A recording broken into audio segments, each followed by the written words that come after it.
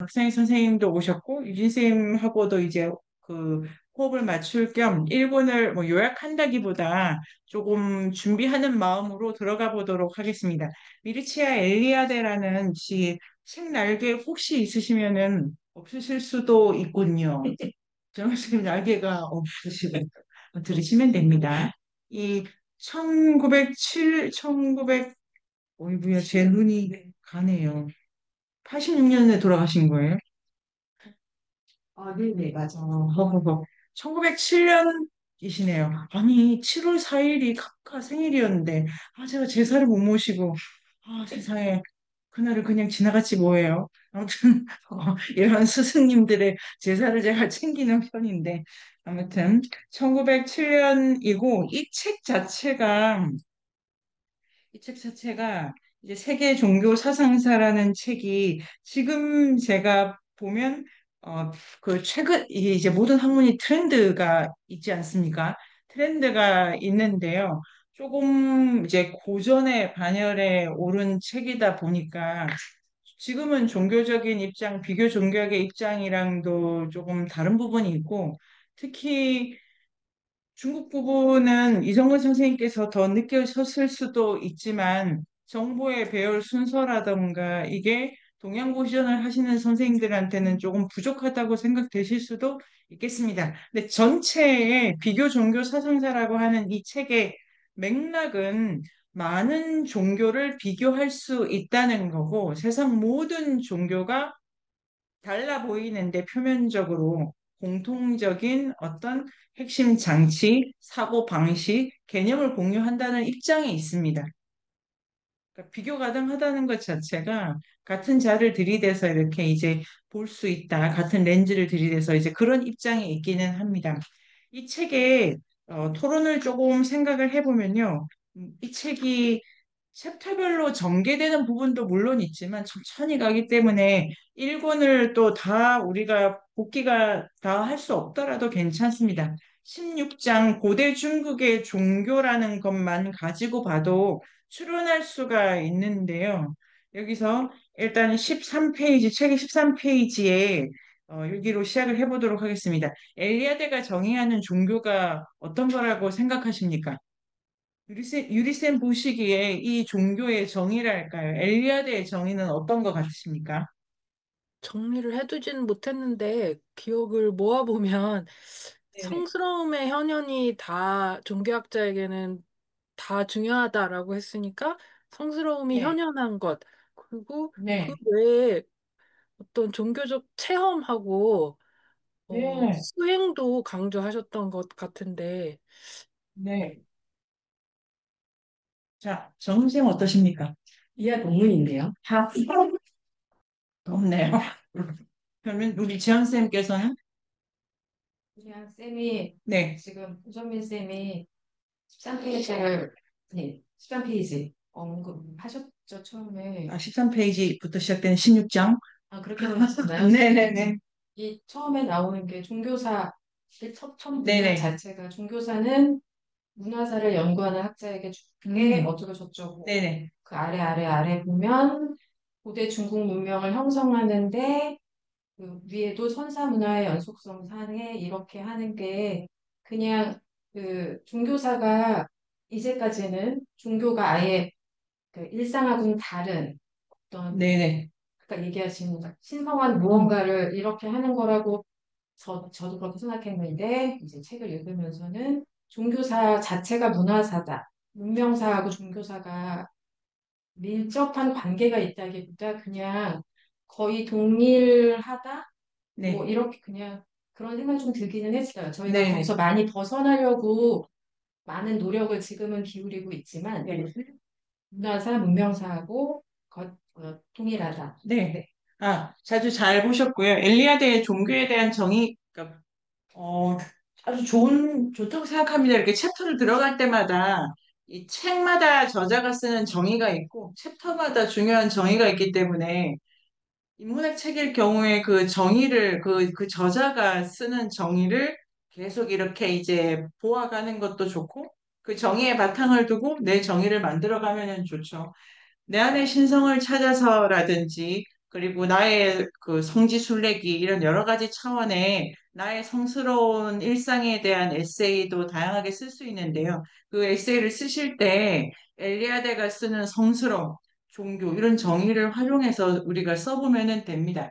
제가 생각하기에 이제 우리가 1학기 때는 어떤 얘기를 했냐면요. 모든 종교적 그 감수성 태도라고 하는 게 지금 여기를 넘어선 거. 지금 여기 다음, 지금 여기 건너편 이래서 지금 여기를 넘는다라는 의미에서 종교적인 이 사유 방식에는 초월성에 대한 어떤 지향성이 들어가 있다는 것을 1학기 때 공부를 했습니다. 그래서 1학기 전체에서 가장 중요한 단어가 초월이라는 게 뭘까 이런 생각을 했었고요. 중간에 나 너머를 생각하게 하는 나 말고 지금 여기 말고 다른 것을 계속 떠올려 보게 하는 그 계기로 타자라는 것이 있었습니다.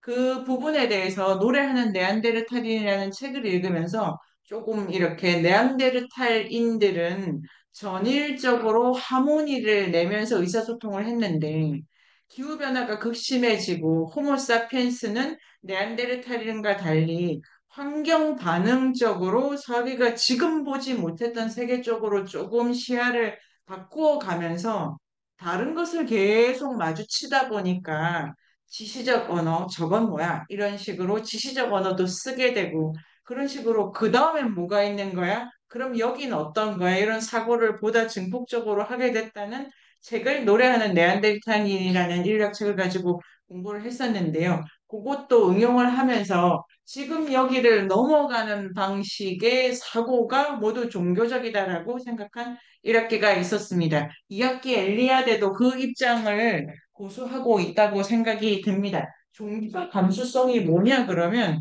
16장을 가지고는 우리가 예를 들면 유교가 종교긴 한데요. 그렇다고 이게 교회를 간다거나 그런 거랑은 조금 차이가 있지 않습니까? 그러니까 동양에서 종교라고 말하는 것이 서양에서 종교랑 말하는 것이랑 다르고 그런데 엘리야드가 지금 같이 보고 있다는 거면 그 엘리야드가 생각하는 종교관이 뭘까를 다시 따질 수 있는데요. 제가 생각해 본 것은 지금 여기를 넘어선 차원에 대해서 생각하는 거. 그런데 그 이제 나는 이렇게 생겼는데 이 내가 어디서 왔지? 어디로 가지? 이런 차원으로 지금 여기에 출현 조건, 지금 여기를 포괄하는 우주 전체의 시공간을 통합적으로 생각하는 사고방식을 종교관이라고 보시는 것 같습니다. 근데 그거보다 더 중요한 거는 그러한 세계관 속에서 내가 그럼 지금 뭘 해야 되냐고 하는 그 전체를 먼저 생각하고, 우주가 이렇구나. 신이 이런 모습이구나.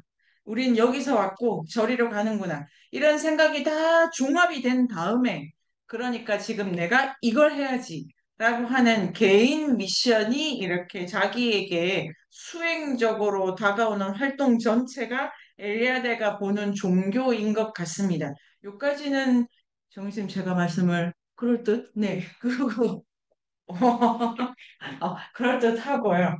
그런 의미에서 이제 우주관이기도 하고 일단 엘리야데가 예를 들면 종교라고 하면 뭘 믿는다 이런 생각도 이렇게 이제 일반적으로는 할 수가 있지 않습니까? 그렇게 출발하지 않고 이건 하나의 세계관이다. 우주관이다. 이래서 매 챕터가 들어갈 때마다 특정 종교와 그 종교가 싹틀 무렵의 신화를 얘기합니다. 신화라고 하는 게 그게 뭐야? 뭐 하늘에서 뭐 지져지고 뭐 땅이 엄마고 뭐야 이러는데 그 자체가 하나의 그 고대적 방식의 철학이다, 사상이다라고 이제 보시는 거죠. 늘 거기서부터 출발을 하고 계십니다. 그래서 하나의 지적 활동이고, 그러니까 우주간의 바탕, 우주간인데 그 우주에서 나의 자리, 위치 이런 거를 따져 묻습니다. 근데 이 내가 그러한 그러니까 내가 어떻게 살아야 되는가에 대한 답을 이 우주관, 종교관으로부터 이제 끌어내 오는 거죠. 이렇게 살아야 되는구나라고 하는 삶의 목적, 이것도 우주관으로부터 나오고 삶의 방법, 그것도 이제 우주관으로부터 나온다. 그럴 경우에 16장에서는 지금 공자와 노장 사상 계열의 철학을 설명하면서 이것도 종교다 이렇게 들어가시지 않습니까? 왜냐면 이것도 우주관의 바탕을 두고 나의 위치도 나왔고 방법으로 공자 같은 경우는 제도적 접근을 해 나가면서 우주랑 합의를 이루는 거고 노장 사상은 엘리아데가 보기에 개인의 무위 그 개념을 바탕에 두고 쭉 밀고 가서 우주랑 다시 합의라는 방식, 도와 하나가 된다는 걸로 자기 삶의 철학을 가져가기 때문에 이것도 종교다 이렇게 보시는 것 같아요. 여기서 가장 중요한 단어가 구원이라고 저는 생각을 했습니다. 구원. 이제 이 단어를 써야 철학 사상사가 안 되고 종교 사상사가 되는 겁니다. 이게 내 그 유한한 내 삶에 의미를 부여해주고 초월적으로 그래서 이제 해탈이라는 단어랄까 그런 단어가 요 맥락에서 오는 것 같습니다. 제가 어떤 설명을 더 드리면 될까요? 아니요. 너무 많다. 여기서 말하시면 그렇게 해가지고 엘리야드가 이런 식으로 종교관을 가지고 있고 내가 뭘 해야 되는가의 답을 네, 존재론적으로 내가 이렇게는 나왔구나. 저리로 가는구나. 여기서 나의 구원이 이렇게 과제가 됩니다. 이런 거는 엘리야드만 쓴다기보다 기본적으로 종교 사상, 그러니까 종교인데 어떤 메커니즘을 따라 본다. 종교가 내부의 개념을 어떤 식으로 배치한다. 종교 철학 이렇게 가는 것 같아요. 종교사 이런 것도 있지 않습니까? 종교의 역사. 이사야가 언제 나오고 뭐 엘리야가 언제 나오고 이런 거랑 조금 다르게 요 메커니즘에서 보는 거는 일반적인 여러 종교 사상사가 쓰는 종교관인데요. 엘리야드의 독특하다고는 모르겠습니다. 제가 다른 그 공부가 부족해서 모르겠습니다만 엘리아드는 이 우주가는 그럼 어디서 나오느냐에서 엘리아드 입장은 이제 굳이 말하자면은 생산 양식으로부터 나옵니다. 이 우주관이 하늘에서 떨어지는 게 아니고 수렵 채집을 위주로 하면 이런 우주관을 쓰게 되고 농경을 위주로 하면 이런 우주관을 쓰게 된다. 기본적으로는 그 안에 어떤 카리스마가 있는 정치 지도자가 나와서 우주 이렇게 안 돼 있고 사람들이 뭘 어떻게 먹고 사냐를 가장 근본적으로 봅니다. 그러니까 엘리야드가 지금 이 책 전체에서 그냥 가정하고 가는 거는 생산 양식 중에서도 두 개네요, 두 개. 그 중에 하나를 일본에서 앞부분에 조금 했는데요. 그게 수렵 채집의 생산 양식이고 그것 때문에 16장에 초나라 얘기가 조금 나옵니다. 초나라 찾아보면 엘리아드는 북방이라고 얘기하지만 위키피디아는 남방기원설로도 설명하더라고요. 이 초나라가 지금 이제 갑자기 들어오는 느낌이 저는 있었는데요. 그 초나라 얘기를 해야 되는 얘기가 이 주나라와는 달리 이 야생적인 수렵 채집 기반의 이 생산 양식을 갖고 있었고 거기서는 우주와의 이리적 합의를 되게 중요시했고 이런 얘기를 끌어와야 되기 때문에 초나라를 중간에 추가한 것 같고요. 두 번째 생산 양식은 더 중요한데 그게 농경입니다. 우리가 엘리아드의 그 세계 종교 사상사는 3권으로 되어 있고 1, 2권만 이번 이제 올해 보게 되고 필요하면은 내년에 3권을 보면 됩니다. 내년에 3권 지금 우리가 올해 못 만나는 종교가 그 본격 이슬람인데요. 이슬람교도 아주 흥미로울 것이기 때문에 따로 시간을 마련하면 좋겠다고 생각합니다. 이권 전체는 농경 사회를 깔고 이렇게 이제 설명을 하기 때문에 수렵 채집에 쓰는 우주관 큰 거 하나, 농경이 쓰는 우주관 하나 큰 거 하나 이 두 우주관이 1권, 2권에 이렇게 각각 민족마다 그 생산 양식에 따라서 나옵니다. 그래서 농경을 쓰는 데는 어디나 비슷한 우주관을 갖게 되고 어디나 비슷한 구원론이 나오게 되네요. 그런데 비슷한 것 같지만 이제 결정적인 차이를 또 보고 가게 되는데요. 자, 농경이라고 하기 때문에 이제 그 농경일 경우에는 이 우주관에서 결정 변수가 만들어집니다. 농경은 기본적으로 엘리야다가 우리 시장에도 나오는데요. 재배를 한다. 이게 벼 있지 않습니까? 벼. 벼가 문제예요. 왜냐하면 유럽에는 벼에 대한 신화가 없겠네요. 그건 밀이지 않습니까, 밀. 농농사 많아지 않나요? 그 벼가 중요하다, 벼가. 아니, 그래가지고 동전 중에 10원짜리가 벼죠, 벼. 저 50원짜리예요? 50원짜리. 50원짜리. 10원짜리가 다보탑이에요. 10원이 답어. 다보? 이거 10원이. 50원짜리. 아, 요새 동전을 안 써가지고, 쓰시니까 저는 안 써가지고, 집에서, 이거 굴러다니는 거 했는데, 아니, 쌀이, 벼야? 일본에 막 쌀값이 뛰고. 아무튼, 농농사는 물을 대야 되잖아요. 그러니까, 그게 진짜 그냥 농사보다 보통은 재배가 물이 드러났다가 빠지는데 그러니까 나일강 삼각주 이런 데서 재배를 그냥 하기가 자연이 알아서 주기적으로 범람에 따라서 관리를 해주니까 하는데 벼는 알아서 물을 더 대야 되나 봐요. 그래서 벼를 맞습니까, 유리쌤? 벼는 물이 더 모르는 얘기 요새 산났다 나는 농사에 그건 아니다. 아니, 자, 재배 제가 되게 고대 어, 변호사 방식이 조금 다를 것 같아요. 그러니까 그럴 물을 수도 대고 있겠네. 이렇게 모내기를 하는 방식이 아닐 수도 그럴 있다는 수도 있겠네. 생각이 모르겠어요. 네네네. 그럴 수도 있겠습니다. 이 재배는 기본적으로 그 많은 식물 중에 한 작물만 적합하도록 땅을 이렇게 맞춤형으로 가야 되기 때문에 관리, 저장, 여기에서 이제 사람이 땅에 계속 묵겨 들어간다고들 합니다. 이게 땅에 이제 계속 사람이 붙들리는 거기 때문에 재배를 조금 하면은 반드시 집 차리고 올리고 그 땅에 대해서 계속 다음에도 또 해주세요. 다음에도 건강하게 쌀이 나오게 해주세요 해서 그 땅에 대한 기도가 붙고 이 땅에 이렇게 붙들려 사는 사람들을 관리해야 되니까 국가와 국가의 문자가 이렇게 세트로 따라온다 이렇게 되어 있어서 일본에도 조금 나왔지만 세계 그러니까 종교라고 하는 것이 요청될 때 우주론을 공유하는 사람들이 이렇게 집단을 이룰 때 모델로 이 책도 4대 문명을 중심으로 이제 기술하고 있는 거죠. 일본에서 했던 것이 메소포타미아의 종교 이렇게 되거든요.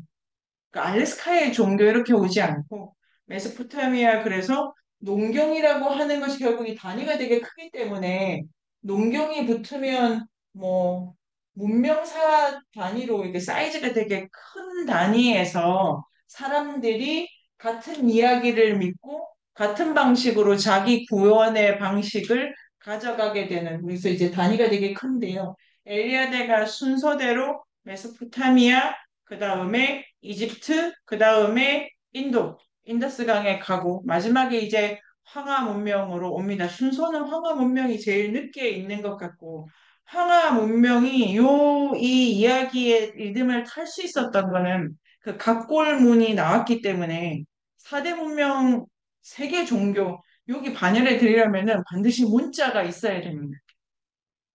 그러니까 요 세트가 다 만족이 돼야 되니까. 그래서 요 세트를 다 만족한 농경 베이스의 국가가 가진 우주관을 종교라고 하고 있습니다.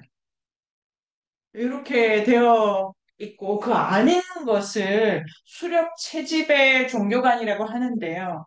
이걸 엘리아데가 수렵 채집 다음에 농경이 온다라고는 또 보는 건 아닙니다. 농경이 쓸어가긴 하는데 수렵 채집이 가지고 있던 우주관을 또 상당 부분 흡수한다라고 얘기를 하고 싶어 하십니다. 그래서 이 16장에도 초나라 얘기, 그다음에 노장 문제도 계속해서 초나라 베이스라고 할까? 이런 우주관을 쓴다라고 설명을 하고 있어서 이런 얘기를 잠깐 말씀을 드리면서 가보면 될까요? 네. 자, 그래서 일단 질문. 네, 네. 좋습니다. 네네. 수렵을 할 때의 그거는 종교라고 한다. 한다. 종교라고 한다. 거기에도 그 우주관이 있다. 우주관이 있고 그 우주관에서 구원론으로 주로 설명하는 게 샤머니즘입니다. 샤머니즘은 물론 그 수렵 채집 집단 안에서도 사람들이 다 똑같지는 않기 때문에 샤먼이 있고 그냥 사냥꾼이 있고 이래서 샤먼의 샤머니즘이 가장 그 수준 높은 샤머니즘이지만 그게 결국은 이 내가 자연의 질서랑 하나가 되는 경험이고 그 경험을 트랜스라고 해서 이 16장에도 트랜스 얘기가 조금 나오니까요. 그러면 될까요? 네. 오늘 분위기 좋으시네요. 질문 아주 좋아요. 그러면은 하나하나씩 가보도록 하겠습니다. 126 신석기 시대의 종교 신앙. 아, 네, 네. 1장을, 126장을 읽어주세요. 중국 최초의 신석기 문화인 양사오 문화는 양사오 문화이다. 그 유적지는 BC 5000년에서 600년간 지속되었는데 종교적 사상과 신앙은 대부분 성스러운 공간, 풍요, 그리고 죽음에 관한 것들이다. 촌락의 공공 건물은 반지하의 작은 집들에 둘러싸여 있으며 유적지의 중심에 있다. 무덤 속에 놓여 있는 도구와 음식물은 영혼 불면에 대한 믿음을 입증한다. 어린아이가 죽으면 커다란 단지에 담아 집 근처에 매장했는데 단지의 윗부분은 영혼이 드나들 수 있도록 개방되어 있다. 이것은 곧 사자의 집이다. 이러한 사고는 청동기 시대의 상나라 때의 조상 숭배 의례에서 광범위하게 나타난다. 장례의 주제, 죽음의 문양이 장식된 붉은색 토기에는 세 개의 도상학적 모티프, 삼각형, 장기판, 조개 껍질은 유골 단지에서만 발견된다. 이러한 모티프는 성적 결합, 탄생, 재생 등의 사고와 관련된 복합적인 상징과 밀접한 관계가 있다. 이러한 문양의 장식은 저승에서의 영생과 재생에 대한 희망을 표현한 것이라 추정된다. 호핑티에 따르면 양서원 사회는 모계의 출계 원리를 지켰다. 다음 시대인 룽산 사회는 조상 숭배가 두드러진 특징을 이루는 부계제 사회로 이행했다. 남근의 그림에서 조상을 뜻하는 상형 문자 조자가 유행했다고 밝힌 칼그램처럼 호팅티도 남근 상징물의 증가에서 조성 숭배의 중요성을 읽어낸다. 죽음의 문양은 확실히 성적인 상징과 관계가 있다. 그러나 칼 헨체는 남근 모양의 다양한 물건이나 문양이 영혼의 집을 의미한다고 설명한다. 중국의 선사시대에 풍부하게 확인되는 이러한 영혼의 작은 집은 역사시대의 조상의 위패의 성구이다. 요컨대 양사오와 룽산 문화는 다른 신석기 문명에서도 공통되는 전형적인 신앙의 특징을 드러낸다. 즉, 삶, 풍요, 죽음, 사후세계의 연관성과 역법에 의해 설명되고 의례를 통해 실현된 우주적인 순환에 대한 개념이 그것이다.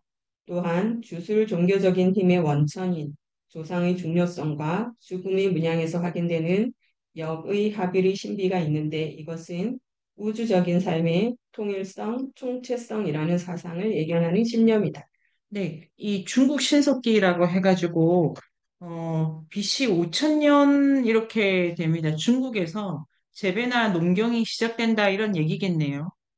근데 한반도에 지난번에도 제가 잠깐 말씀드릴 기회가 있었나 모르겠습니다. 한반도에 그 고향의 가와지 벽시도 5천년 전 이런 벽시 나오고 그다음에 청주의 소로리 벽시가 10,000년 넘어가는 거거든요. 그러니까 이게 재배가 빠르다 이런 생각이 들지 않고 여기서 우리가 받았다 생각도 별로 안 드는 연대만 보면은 뭐 작물에 따라서 다르겠죠. 그런데 그 기술력을 가진다 호모사피엔스가 할 때 그런 것도 생각할 수 있고 혹시 토기 보셨습니까? 토기 그 사진에 네네. 네네 그 만약에 지금 전자기기로 확인하실 수 있으면은 그 정임쌤이 첨부해 주신 PDF 파일의 토기를 보면 그 토기가 빗살무늬 토기가 아닙니다. 그러니까 아예 채색 토기를 하고 있어가지고 한반도를 기준으로 바로 위에 있고 그리고 이제 한나라 이후에는 아주 영향을 많이 받으니까 우리가 그 이전에도 중국으로부터 문물을 받아들였을 것 같은데 그릇만 보면은 빗살무늬 톡이랑 형태가 완전히 다르기 때문에 계보가 다르다라고 할 수 있습니다. 그래서 신석기라고 하면은 BC 5천년이니까 더하기 2천년 해가지고 7천년 전이죠. 7천년 전이면 창녕 비봉리에서 배 나온 것도 7천년 전이고 방구대 안각화의 그림도 7천년 전, 뭐 이거는 그냥 보면 이게 무슨 저의 요는 여기도 이거저거 다 생각하면은 여기는 문명이 또 왜 아닌가 뭐 이런 생각도 잠깐 들고 여러 가지 이렇게 이제 생각할 수 있는 신석기인데요. 그걸 양사오 문화라고 하는 모양입니다.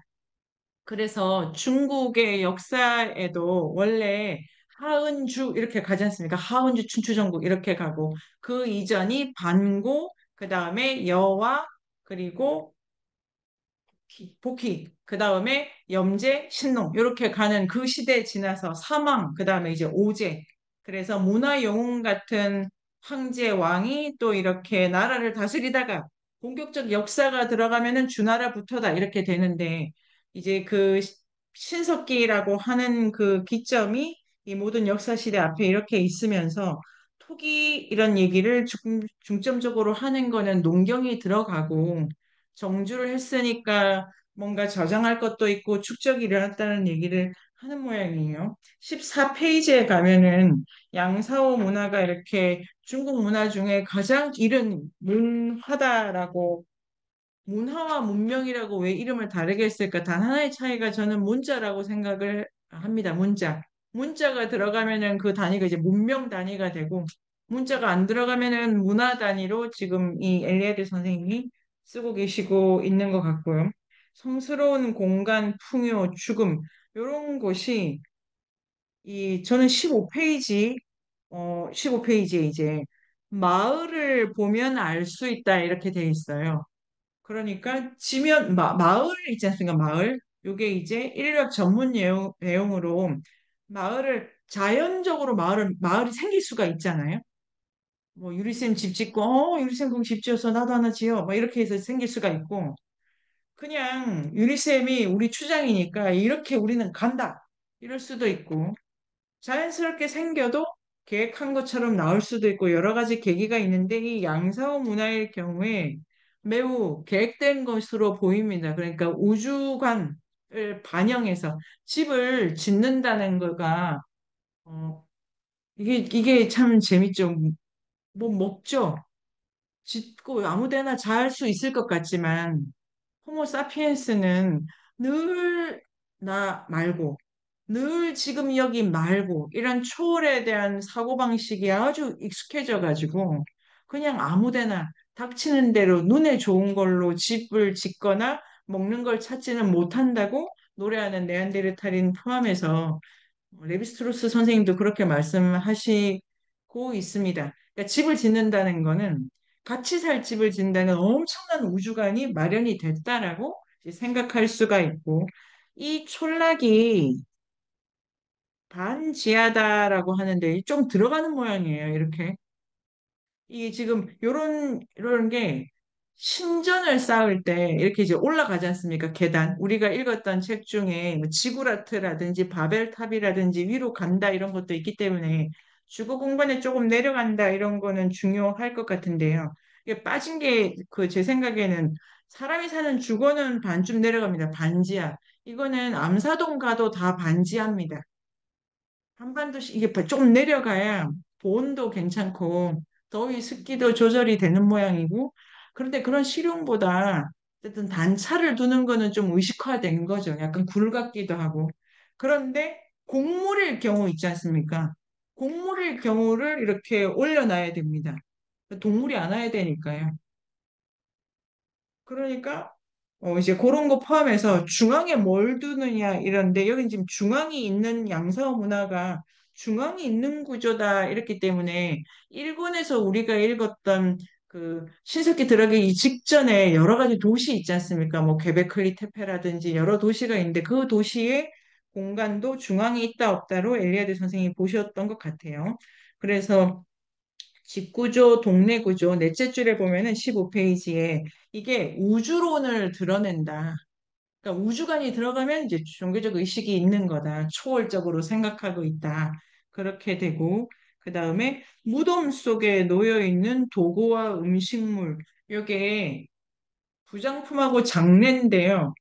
장례를 치른다는 것도 죽으면 끝이지가 아니고, 그 죽음에 대해서 내 죽음도 아니고, 그러니까 장례는 자기가 치를 수가 없지 않습니까?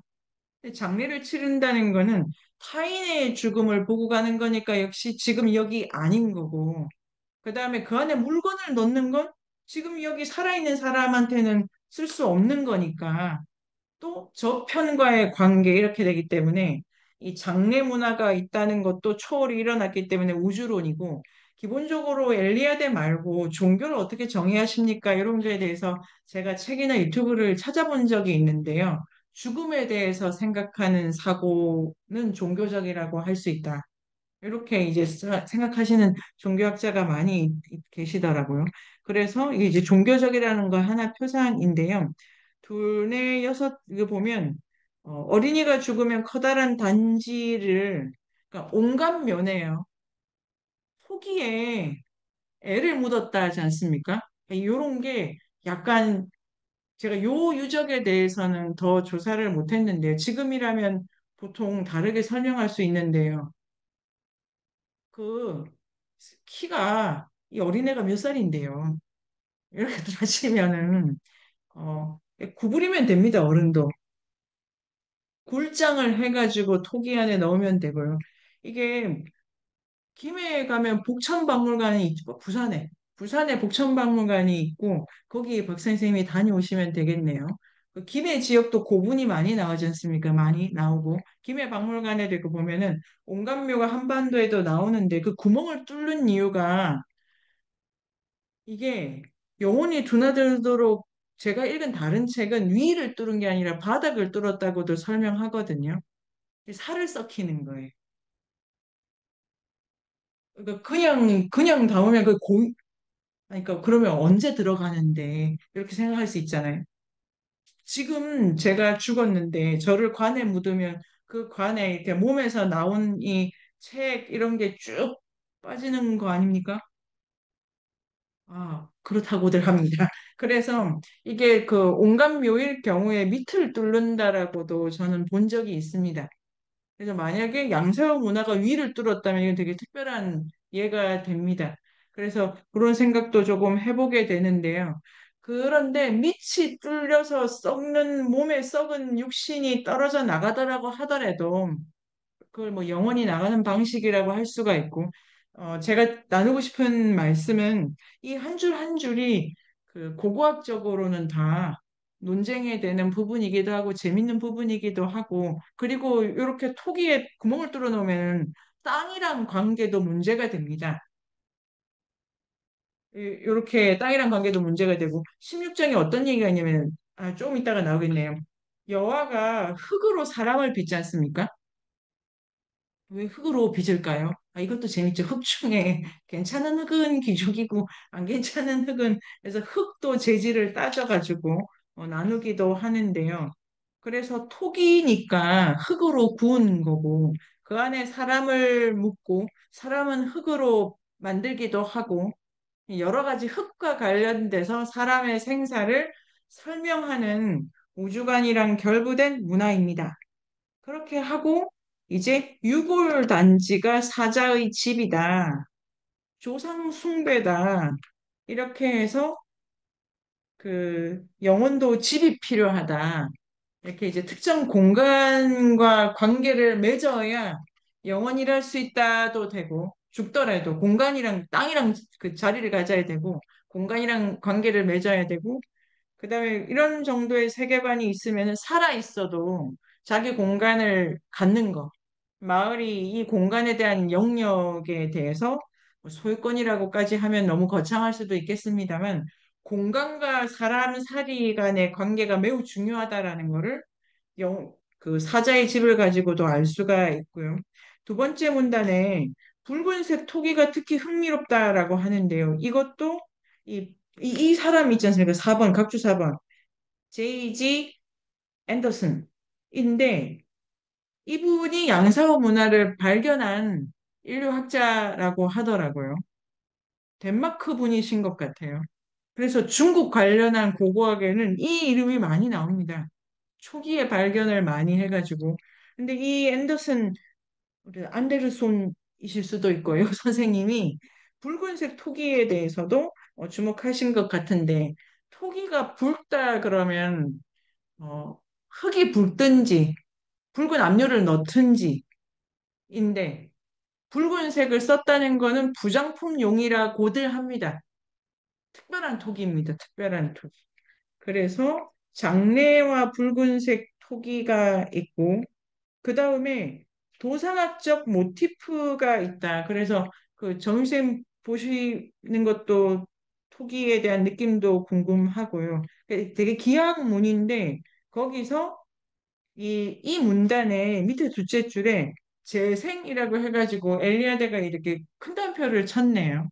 이게 이제 농경적 심상을 엘리아드가 장래의식에서 찾아내면서 이제 당신이 강조를 하신달까요? 이 콩 심은데 콩이 다시 나는 이런 방식으로 죽음과 삶과 연결되어 있고 공간적으로 확실하게 그 연결의 상징이 구현되고 그다음에 여러 가지 다른 문의, 부장품을 통해서 재생의 의미나 소망을 더욱 구체화한다라고 쓰고 있습니다. 그 다음에 16페이지를 넘어가면은 이것이 엘리아드의 생각의 이제 아주 큰 부분이고 그 인문공간 세종 목요일 세미나에서 이런 생각을 그 데이비드 그레이버 선생님이 비판하시는 건데요. 농경 국가 들어가면 이 우주관이 매우 가부장적이 된다라고 엘리아드 선생님이 보십니다. 그러니까 농경과 재배를 본격적으로 한 대규모 왕이 있는 그 관료제적 국가는 그 우주관이 매우 가부장적인데 그러면 반대로 그 이전에는 매우 그러지 않았다라고 하는 생각을 가지고 가기 때문에 이 호평티 선생님을 가지고 엘리아드 선생님이 설명하신 게 아닌가 생각합니다. 양사호 사회는 모계의 출계 원리를 지켰다. 이와는 대조적으로 다음 시대인 융산 사회는 조상 숭배가 두드러진 특징을 이루는 부계제 사회로 이행한다. 그래서 엘리아드의 신화 간, 엘리아드의 종교 간에 젠더가 있냐고 굳이 묻는다면은 수렵에서 이제 농경으로 전환될 때 생산력과 생산 관계에 따른 땅에 대한 애착심이 커지면서 시모신이 그 전환기에는 조금 부각이 많이 되는데 그러더라 그래도 본격적으로 국가로 이행하게 되면 지모신이랄까 이런 우주관의 어머니 표상이 줄어들고 이제 아버지 중심으로 남게 된다고 보는 부분이고 양사오는 토기 이게 중국 쪽은 조금 학술도 다르고 교류도 또 특별한지 인력 용어도 다 다르더라고요. 이게 다 달라요. 그래서 그 작은 거 하나라도 용어를 다 다르게 써서 뭐 그런 게 있는 것 같고요. 그리고 17페이지 가면은 그 순환을 강조한다. 그리고 삶의 통일성, 총체성이 순환과 함께 이렇게 구현이 된다. 정선 어떻게 보셨습니까? 도자기 설명 더 해주셔도 되고요. 아, 도자기 네네. 저는 이게 네. 그 매장용 항아리 이 항아리에 얘를 담아서 아니. 아니에요? 아니요, 아닙니다. 매장용 항아리가 있습니다. 매장용 항아리가 빨간 건 제가 못 봤는데. 이게 재밌는데, 사람을 묻을 때 그릇을 같이 묻어요. 그겁니다. 아, 애를 물을 때 이 안에 담아서 넣는 게 아니라 이제 파? 애, 네네. 일단 애, 파. 어, 어, 파. 어, 사람 묻어. 어, 근데 어, 관에 묻냐? 그냥 묻냐? 그냥 묻을 때도 굽혀 묻냐? 펴 묻냐? 돌려 묻냐가 어, 어. 있고, 그 다음에, 그, 그, 널로 묻느냐? 토기로 묻느냐? 묻는 방식은 그런데 그냥 안 묻고 수렵 채집에서는 토기를 묻는 게 아니고 이렇게 장신구인데 재배 농경 이게 재배를 했다라는 증거로 토기를 찾는 거예요. 왜냐면 씨앗도 뭐 남아 있으면 다행인데 뭐 여러 가지로 좀 그래서요. 근데 네. 박스에 담아서 묻는 건 맞죠? 네네, 단지에 담아서 묻는 건데 엘리아드가 애들 무덤일 경우라고 한정했고 그거는 논쟁을 더 할 수도 있는 포인트라고 생각합니다. 근데 묻을 때 그거 말고 그릇을 또 묻는 거예요. 같이 네, 부장품은 네네. 그 너무 신기하지 않으세요? 네. 여기 제가 그림참 보면 네, 그림상을 볼까요? 어, 이게 뭐 죽음의 문화이기도 하고요. 그리고 이 아래에 이제 물고기가 있거든요. 네네. 그러니까 이쪽은 동양 쪽은 물고기를 서양 쪽은 새들이 많이 네네. 이렇게 신비한 동물로 치는데 여기는 물고기가 그런가 이런 생각이 들었고 이 사람이 샤먼인가 이런 생각도 아, 들었어요. 네네. 네. 그 재밌죠. 뭐 알게 뭔가 이런 알게 생각을 저는 늘 말씀을 하면서 그런데 인류학자들이 그렇다고 하는데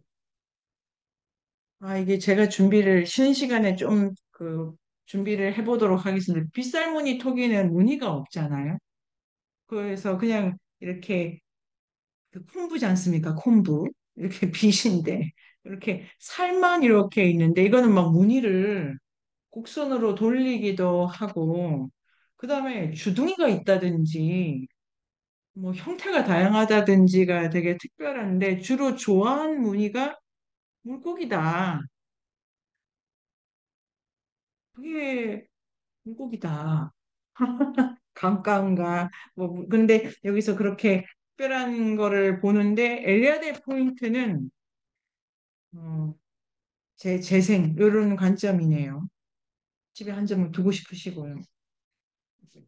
있는 그릇이나 어, 그렇게 하고 어, 제가 어제 준비할 때 하고 하여튼 주말에는 양서야 문화도 이렇게 한번 보기 시작하니까 거기 끝없이 빨려 들어가서 그릇을 너무 많이 봤더라고요. 그 다음 그릇 있잖아요. 그 다음 그릇 제가 좋아하는 데니까 룽산 그릇은 어떠냐면 이게 까만 그릇이에요. 까만 그릇. 완전 모양도 다르고 모양도 머그 뭐 이런 식으로 그러니까 요새 그릇을 세련돼서 지금 만들 수 있는 게 아니라 거기도 이런 모양의 그릇이 있더라고요. 좀 긴 거. 스프 그릇인데 아닌가? 아무튼 다양하다 그릇의 세계는. 그래서 토기를 가지고 엘리아드의 포인트는 실용의 포인트를 두지 않고 의식적으로 무늬를 만들다입니다. 만들다이고 2022년에 국중박에 왔더라고요. 진짜 그때는 왜 이 공부를 안 하고 있었나. 왔다 갔습니다. 왔다 갔어. 왔다 갔고 우리가 북경에 가거나 상해에 가면 또 있고요. 그래서 127번 청동기 시대로 가보도록 하겠습니다. 여기서 이제 정쌤 말씀을 따라가기 위해서 가장 중요한 거는 신석기 그다음에 청동기 왔다고 해서 신석기 거 다 걷어치우고 청동기가 시작되는 것은 아닙니다. 이게 박물관에 제가 어, 그냥 이 저의 그 느낌인데요. 철기 박물관에 가도 철기가 있는 게 아니더라고요. 청동기가 있어요. 히타이트 특별전 김해 박물관에서 초대돼서 갔다가 저번에 백제 한성 박물관에 그게 왜냐면은 철보다 청동이 좀 더 오래 남는데요. 철이 더 부식이 잘 돼가지고. 그 다음에 철로 쓰는 것이 만들고 전쟁할 때 좋긴 한데 생활구로는 또 조금 문제가 있나 봐. 그래서 기술이 있는데 안 만들어요. 이런 게 있고 청동 같은 경우가 이 그래서 청동기 이것도 그 시대가 전부 다 청동을 쓴 건 아닐 겁니다. 이런 거 석기나 뼈 연물을 썼을 수도 있고 그래서 이렇게 오버랩 되어 가는 중이다라고 하는 말씀 드리고 127번으로 가볼까요? 청동기 시대의 종교, 천신과 조상. 상대는 선사에서 역사로 진입하는 원역사 시대로서 중국 고대사의 여명기에 해당된다. 청동기 야금술의 등장, 시가지 및 수도의 출현, 군인 귀족 정치의 실현, 왕권 제도의 형성, 문자 기록의 게시 등이 이 시대의 특징이다. 헨체는 시간의 갱신이나 영적인 재생과 관련된 종교 사상을 상반된 상징의 결합을 해석하는 데 도입하고 있다. 탄생 및 재생의 순환, 즉 어둠과 죽음으로부터 출현하는 빛과 생명을 암시하는 매미와 도철 가면의 상징 또한 중요하다. 상반된 이미지의 결합, 날개 달린 뱀, 뱀과 독수리 등, 즉 도교 사상가와 신비가의 중심 주제인 역의 합일과 역설의 논증은 특히 주목할 만하다. 동물의 뼈와 껍질에 새겨진 신탁의 내용은 신석기 시대의 자료에 부재한 종교 개념, 즉 천상의 지구 최고신, 제 또는 상제는 우주의 리듬과 자연 현상을 지배한다. 왕은 종묘와 교회에서 두 종류의 제사를 받는다. 상제의 종교적 우월성이 쇠퇴하면서 왕가의 조상이 부상하게 된다. 그러나 군왕의 두 가지 주요한 임무인 풍요, 비와 전쟁의 사안에 관해서만큼은 제에게만 기도를 올렸다. 제의 위상은 최상이었다. 제의 왕의 조상과 여타의 모든 신들은 제에 종속되었고 왕의 조상만이 제를 중재할 수 있다. 왕은 조상의 음덕으로 자신의 권위를 강화하고 조상의 주술 종교적 힘에 대한 신념은 상왕조의 지배를 정당화했다. 조상 숭배는 초기 농경민의 종교적 체계, 인간과 우주의 순환에 있어 본질적인 부분을 이루었다.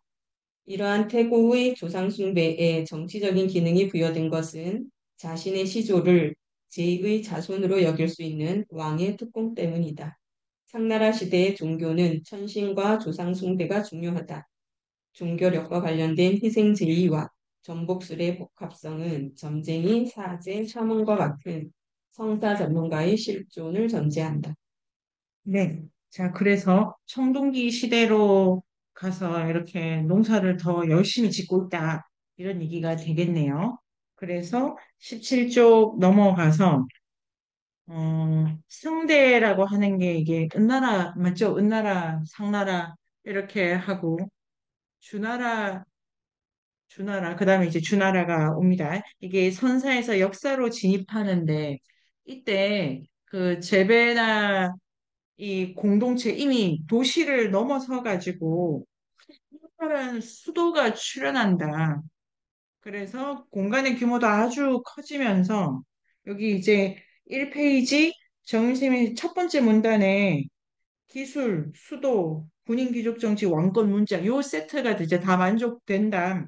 이렇게 하는 역사 직전의 단계에서 여기서 우리가 생각할 수 있는 거는 일본에서 계속 우리가 신개념을 어떻게 쓰는 거냐, 신들의 관계가 어떤 거냐, 이래서 신개념 중에 다양한 하늘의 기운, 뭐 하늘신, 땅신, 바람신, 뭐 번개신, 요런 신, 그 다음에 이제 동물로서의 신, 정령의 신 이런 게 있다가 인격신까지 가는 단계를 쭉 봤는데요. 상나라일 경우에 단도직입적으로 두 개의 신이라고 할까, 두 개의 숭배 대상이 있는데 하나가 천신이라고 할 만한 이, 그러니까 이두 개를 숭배를 한다라고 엘리아드가 강조를 하네요.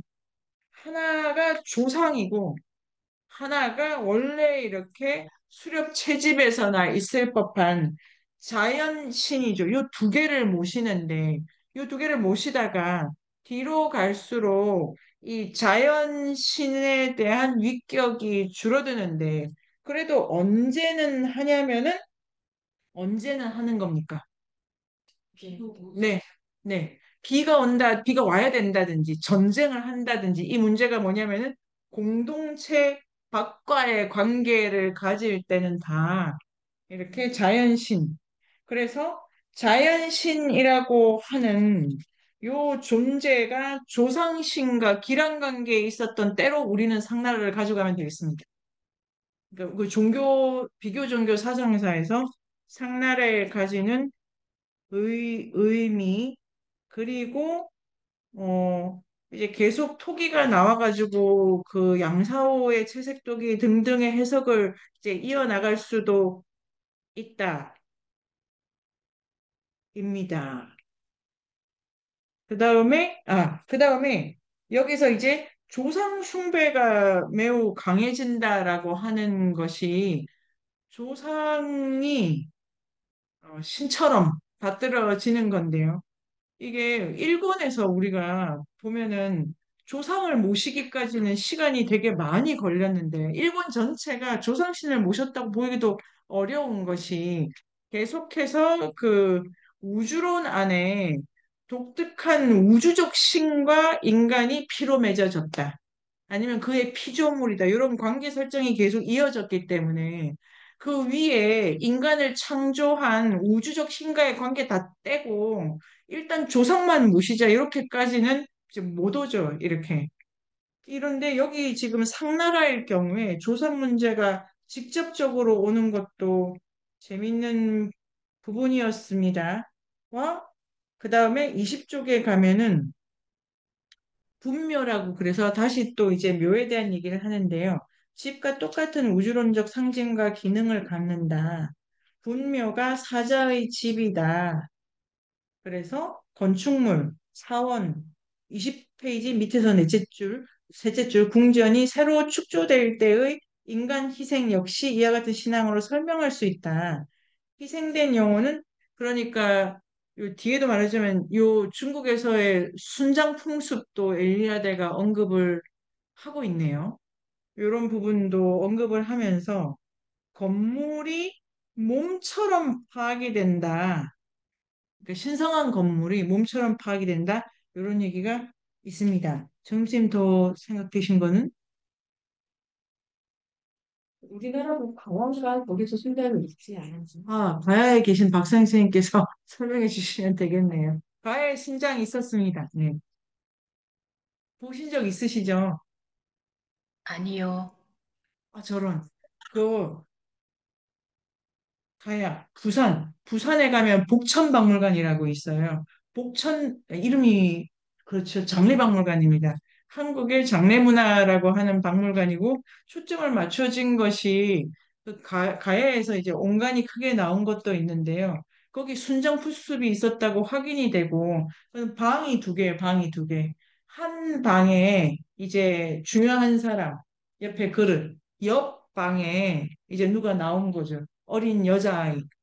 그런데 언제 어떻게 들어갔을까? 여러 가지 얘기가 있습니다만 순정풍습은 네, 그 지역에서 가야에서 발견된 중요한 거고요. 다른 데는 없나요? 다른 데는 더 연구해 보겠습니다만 제가 보기로는 왜냐면 되게 재밌는 걸 순장을 왜 할까요? 아, 진짜 신기하죠. 내가 쓸 것도 아닌데 내 나는 안 써. 그러니까 장례를 내 죽음을 내가 장례를 못 짓는다는 것도 문화적으로 설계를 그렇게 해둔 거잖아요. 내가 태어나는 것도 내가 혼자 못 태어나지만 그런데 죽는 거는 이게 누가 뭘 해주도록 구조화 시켜 놓은 거죠.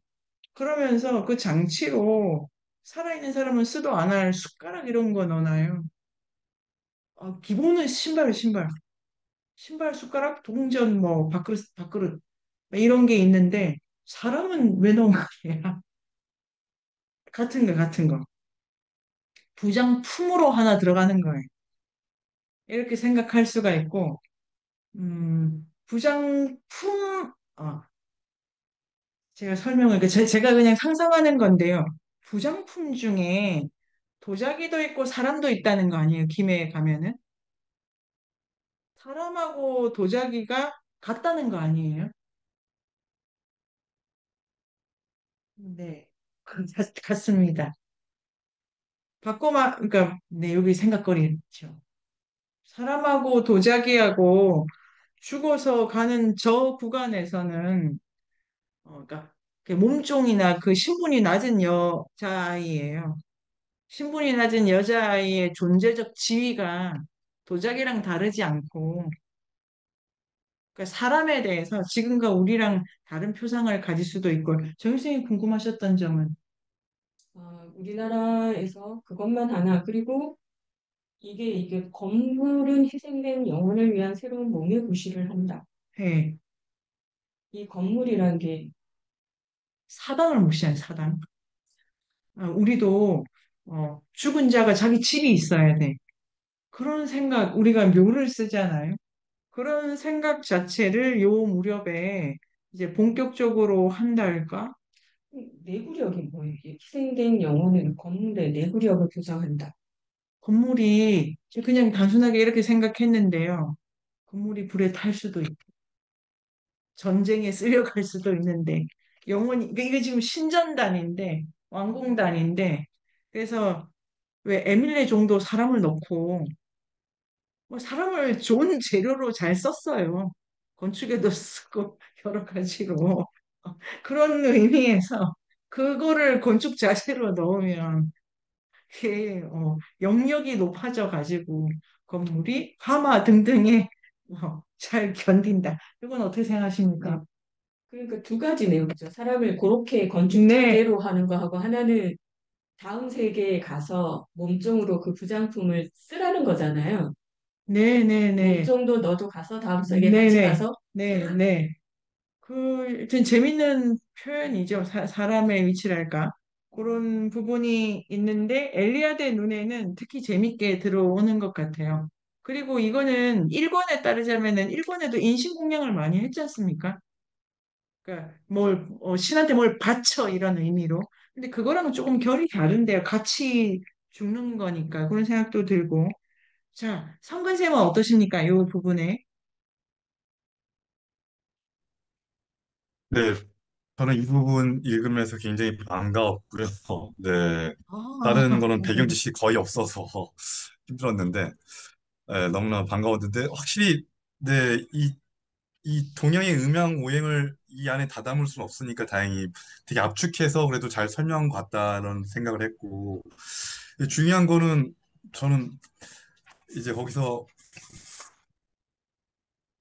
이 서양도 그렇고 동양도 그렇고 이 음양의 순환, 이 낮과 밤, 죽음과 생명의 순환을 되게 강조했는데 동양은 좀 더 들어가서 음양, 중, 천지, 인, 이 삼각형도 천지, 인이거든요. 사람의 마음, 삼각형이 사람을 상징하잖아요. 원방각해서 원은 둥그니까 이제 각이 없으니까 하늘이고 방은 각이 없으니까 이제 땅이고 그거를 하늘의 기운과 땅의 기운을 받아가지고 마음을 조율해서 이제 창조를 해나가는 게 삼각형이 사람인 건데, 예. 이제 그런 게 이제 확실히 좀 더 동양에서는 더 드러나고 또 한국 사람이 삼을 좋아하지 않습니까? 보통 삼세판, 뭐 삼세번 이런 문화가 다 여기서 나온 건데, 네. 그러면서 이제 아까 그 선생님께서 설명하신 우주적 그 종교관 전체를 알므로써 개인의 소명이 정해진다. 이걸 동양에서는 명리로 이제 몽양오행에서 명리로 이제 파악을 해서 이게 봄생이냐 여름생이냐 봄생이면 정보를 쌓아야지 여름생이면 확장해야지 가을생이면 지켜야지 이렇게 이제 그런 식으로 소명을 이제 개인의 소명을 이제 다 12지지로 네, 계절별로 이렇게 나눠서 이제 부여하거든요. 구체적으로 이렇게. 그래서 지금 또 보면은 서양에서 이제 외국인들이 현재 동양의 무술이나 이런 점집 많이 오거든요. 왜? 그 서양의 타로나 이런 것들이 구체적으로 못 보여주는 거를 동양이 보여주니까. 네. 명리 같은 게. 그래서 저는 그런 느낌을 좀 받았어요. 되게 좀 구체적이다. 좋네요. 엘리아드 선생님이 지금 네. 이성근 선생님이 말씀해 주신 것처럼 네. 그렇게 시와 때를 가지고 이 존재가 자기 소명이랄까요? 그걸 찾아가도록 하는 것 자체가 종교행위라고 엘리아드 선생님은 말씀하실 것 같아요. 그러니까 종교가 교회 가서 기도하는 것만이 아니라 이 그 종교 사상가에는 이렇게 이제 포괄적으로 전반적으로 그런 생각도 해봅니다. 그래서 지금 이 말씀 잘 주신 것 중에 우리가 또 이런 방식으로 이 정의할 수 있는 128번까지 가고 쉬는 시간, 아이고, 안 되겠습니다. 지금 128을 들어가려 그랬더니 좀 양이 많이 해요. 박사일 선생님, 지금 어떤 생각이 드시는지 제가 여쭤보고 싶어요. 아니요, 그냥 내용 잘 따라가려고 애쓰고 있습니다. 인류학의 숲으로 초대합니다. 인문세닷컴에서 만나요.